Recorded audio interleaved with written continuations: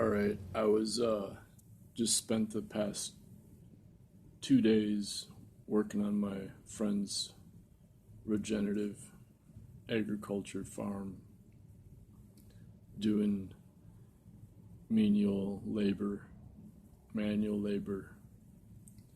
and I saw a beautiful rainbow, the most beautiful rainbow I've ever seen. And it started right at their farm, started right up from their farm.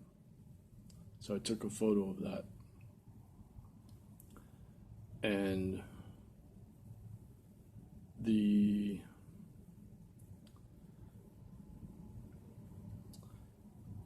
one of the I drank coffee so I would be cranked up to do the physical labor, and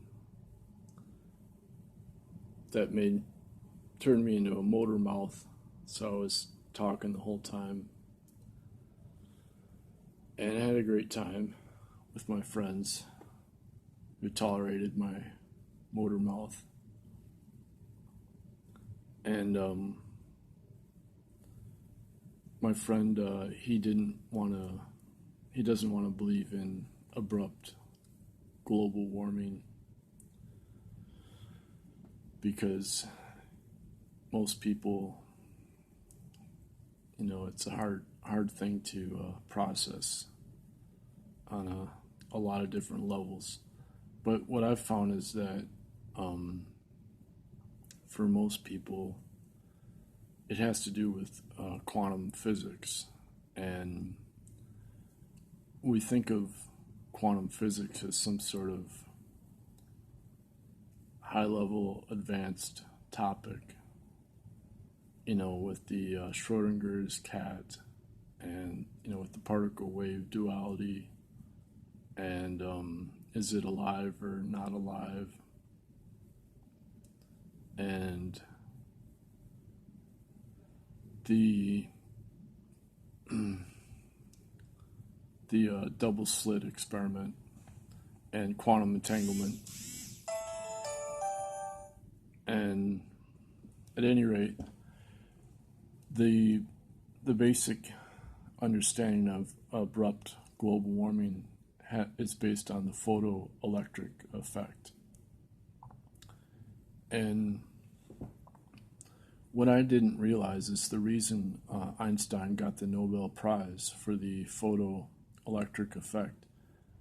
It was known about before Einstein, but he was able to explain it using the concept of quanta from Planck's constant. Now, Planck was actually inspired by equal-tempered music theory, and this is explained in Peter Pessek's book, and he's a philosopher of science professor at St. John's College in Santa Fe, New Mexico. And I visited St. John's College to consider applying there. And when you visit there, you stay for a couple days at least. I think maybe I just stayed one night. They give you a little room and you attend the classes. There's seminars. There's no grades. I don't think there's any grades. But your classes are small tutorials with seminars, and then you have to read all the original languages that the subjects are taught in. So you have to learn classical Greek in order to read Euclid and Plato. And at any rate, I didn't go there, but I did take quantum mechanics my first year of college, where I went to Hampshire College, and my professor had tested Bell's inequality using neutrons. And he also did these Bohmian dialogues named after David Bohm, who had sort of reinvented Louis de Broglie's pilot wave model of reality, that there's a guiding wave or field from the future that's guiding the particle through the double slit experiment. And so that's called non-locality. So I learned about this my first year of college. But it turned out that it tied in with my private music training, because I had come to the same realization through my own private intensive music study, and I had tested into the third year of music theory at Hampshire College. So based on a music degree, I could have graduated a lot earlier, like in a year and a half, I calculated. So I just transferred out of Hampshire College because I wanted a more populist education. So at any rate, when Planck being inspired by the equal-tempered music tuning, he argued that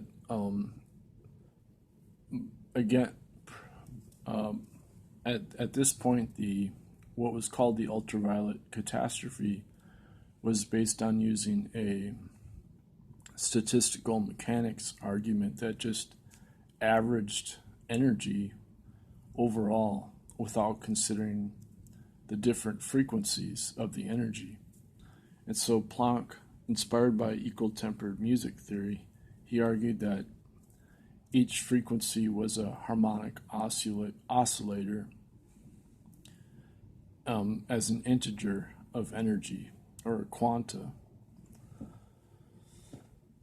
And so it was no longer an average of all the energy as a whole. It was based on each frequency as an integer.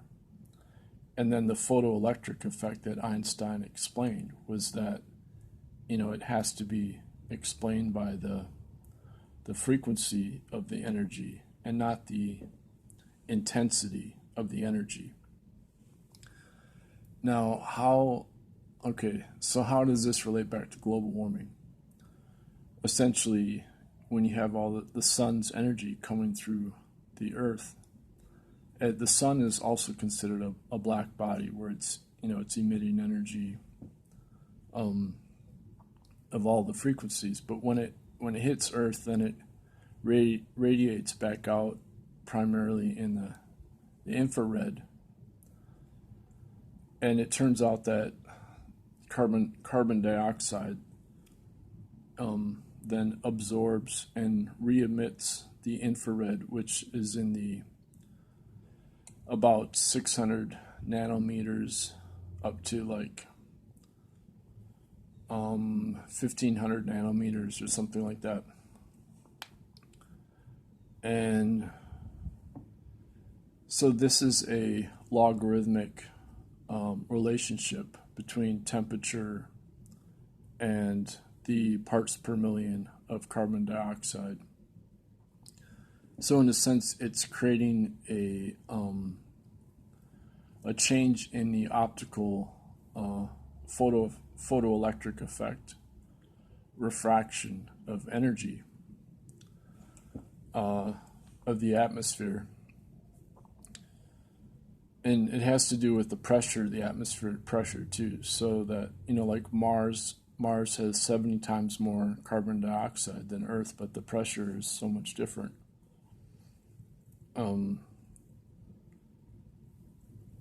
So that explains the global warming effect, and this was realized by Swedish scientists, and quite a long time ago. I mean, he did all the mathematics himself, and it turns out he's like the great grandfather of Greta Thunberg, the Swedish teenager global warming activist. I think his name is Svante Arrhenius. So to bring it back to music theory, when you study Planck's constant, and Planck was considered the father of quantum mechanics, but I think it really is Louis de Broglie. But at any rate, Louis de Broglie's law of phase harmony is not taught in physics schools. And what Planck was doing is with his concept of the harmonic oscillator, as I just watched like all the Planck constant videos on YouTube, so I'm relying on those as my sources, but I've read about it and all that. But essentially, since he's using joules, the joules has the seconds in the value of the energy as intensity, like it's watts per meters seconds, something like that. But because the energy is based on frequency, frequency is also cycles per second. So then, in standard physics, they say, well, so the seconds cancel out, so you just get frequency. So what happened is then Schrödinger, when he created his wave mechanics based on de Broglie's discovery that electrons are also waves, just as photons are particles, when previously classical physics thought photons were waves. And okay, so the thing is that the Schrödinger, he knew that electrons emit light when they go down an energy level, the discrete energy levels for matter absorbing energy. But he didn't know what the source of that light was. And he knew it was a subharmonic of a higher frequency energy, but he couldn't understand how. So the error is in Planck's constant originally, and this was pointed out by Juliana Mortensen Brooks, or I don't know if she goes by Juliana Brooks or Juliana Mortensen. She used to be Juliana Mortensen Brooks, but now she's just, I think it's just Mortensen. And she said that, it's, okay, this is what I realized on my own. The cycles per second is actually non-commutative. And de Broglie figured this out also. There's a negative frequency and reverse time energy from the future. And that's actually also found in the music theory. And Alain Kahn, the Fields Medal mathematician, he also figured this out, that the truth of music theory is actually non-commutative. So it's still discrete, and Planck was correct, it's a discrete frequency, but the source of that frequency is not a materialistic harmonic oscillator, but rather it is a non-dualistic, non-local, and non-commutative resonance that's like an ether energy information that Professor Basil J. Hiley calls a causal force. So it's a newly discovered force of physics, because it's literally a non-local and anti-gravity propulsion from the future. It's a negative entropy that Roger Penrose calls the gravitational potential. That's the true dark energy. So it's the true source of dark energy in the universe. And it's also the source of the quantum entanglement that creates solar fusion. So just as Planck's constant created the quantum mechanics revolution, and he was inspired by equal temper tuning, if we truly understand music theory as non-commutative time frequency, then we'll realize it's not just cycles per second for energy as frequency, because there is an inherent primordial time, or primitive time, or fundamental time, as Roger Penrose calls it. It's what Louis de Broglie called a second time from the future, at the same time as linear time going forward. So the future and the past are overlapping at each 0 point in space, before there's any linear causality of space-time. And so this is the non-dual and non-local noncommutativity. It's the truth of non-Western meditation as alchemy. And all it requires is just a serious study of music theory. But you have to question the basic. You can't learn it by rote. You have to really think about what it means to listen to music, and it's based on the logical inference of listening to the source of time, and the fact that time exists on its own, and it's not something dependent on a scientist to measure. It just flows on its own. And this is what Basil J. Hiley, the physics professor, also explains. And I included his long email reply to me as an addendum to my latest book.